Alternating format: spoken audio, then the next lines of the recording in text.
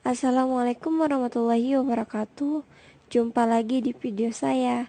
Perkenalkan, nama saya Aulia Ningsih, kelas P2K Akuntansi, Fakultas Ekonomi Bisnis Universitas Muhammadiyah Tangerang.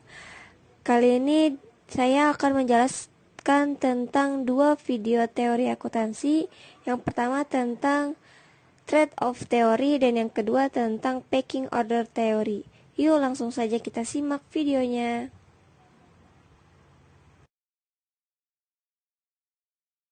Trade-off teori. Teori ini mengemukakan bahwa perusahaan akan memaksimalkan nilai berdasarkan pertimbangan akan biaya memegang kas dan keuntungan dari memegang kas.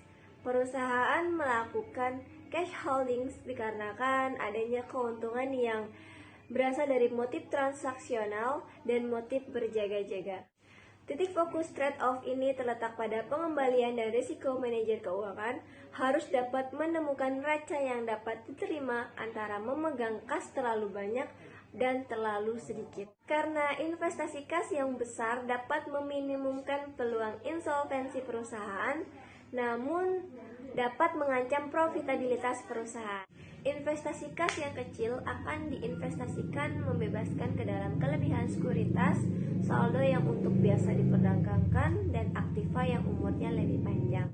Teori ini berpendapat bahwa tingkat cash holding yang dioptimalkan yaitu dengan adanya mempertimbangkan biaya peluang yang muncul akibat dari menahan kas serta manfaat yang diperoleh dari kegiatan tersebut. Biaya peluang muncul karena perusahaan lebih memilih untuk menahan kasnya dibandingkan dengan menginvestasikan pada suatu proyek yang dapat memberikan suatu keuntungan. Manfaat dari menahan kas adalah untuk menunjang kegiatan transaksi operasional perusahaan serta menghindari perusahaan dari kesulitan keuangan. Selain itu, perusahaan juga dapat meminimumkan biaya yang harus dikeluarkan untuk mengkonversikan aset menjadi kas. Ini menurut Ferreira dan Vela pada tahun 2004. Perusahaan juga harus mengatur cash holding perusahaan agar manfaat yang diperoleh seimbang dengan biaya yang harus dikorbankan perusahaan untuk menahan kas tersebut. Teori trade-off ini juga memiliki kaitan dengan variable dependent yaitu capital expenditure. Teori trade-off ini mengatakan bahwa ada hubungan positif antara capital expenditure dan kepemilikan kas karena asumsi bahwa perusahaan-perusahaan dengan capital expenditure yang tinggi akan memiliki jumlah uang tunai yang cukup untuk menjadi penjaga bagi biaya transaksi yang terkait dengan modal luar dan peluang biaya. Ketika suatu perusahaan memiliki rencana untuk melakukan investasi yang besar, maka perusahaan akan menyediakan cadangan kas untuk menjaga kelangsungan pengerjaannya. Dengan keberadaan cadangan kas, maka cash holding yang dimiliki perusahaan akan lebih tinggi. Pecking order teori ini sangat berlawanan dengan trade-off teori. Kenapa? Karena pecking order teori ini menganggap bahwa tidak ada tingkat cash holding yang optimal ketika kas memiliki peran sebagai penyangga antara laba ditahan dan kebutuhan investasi. Kas akan tersedia ketika profit yang dihasilkan perusahaan melebihi kebutuhan investasinya. Ketika kas tersedia dalam jumlah yang berlebih dan perusahaan yakin akan profitabilitas investasi mereka, maka kelebihan kas akan dibayarkan kepada para pemegang saham dalam bentuk dividen. Ini menurut Myers and Majlub pada tahun 1984. Menurut Keown et al. Pada tahun 2000 dengan meringkas mengikhtisarkan teori pecking order sebagai berikut. Yang pertama, perusahaan menerapkan kebijakan dividen untuk kesempatan investasi. Yang kedua, perusahaan lebih suka mendanai kesempatan investasi dengan dana yang sepenuhnya dari dalam dulu, lalu modal keuangan eksternalnya akan dicari. Yang ketiga, saat pendanaan eksternal dibutuhkan, perusahaan akan pertama memilih menerbitkan sekuritas utang. Menerbitkan sekuritas jenis modal akan dilakukan pada tahap terakhir. Yang keempat, untuk mengantisipasi kekurangan persediaan kas karena adanya kebijakan dividen yang konten dan fluktuasi dari tingkat keuntungan serta kesempatan investasi, maka perusahaan akan mengambil portofolio investasi yang lancar tersedia. Berdasarkan teori ini, ketika perusahaan membutuhkan dana untuk keperluan pembiayaan investasi, seharusnya perusahaan membiayai kesempatan investasi dengan dana internal terlebih dahulu.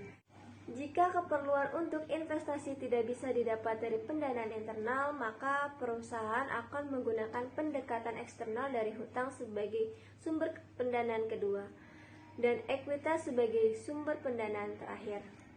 Teori ini membuat perusahaan tidak mempunyai target kas optimal, sehingga perusahaan akan cenderung menyimpan sisa kas dari hasil kegiatan operasionalnya.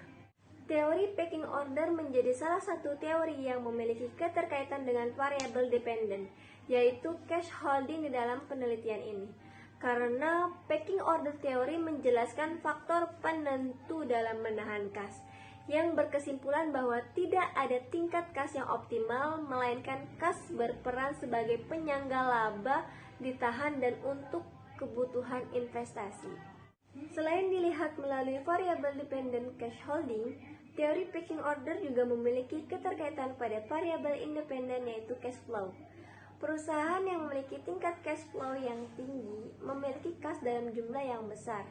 Hal ini dikarenakan perusahaan lebih menyukai pendanaan internal dibandingkan dengan pendanaan eksternal.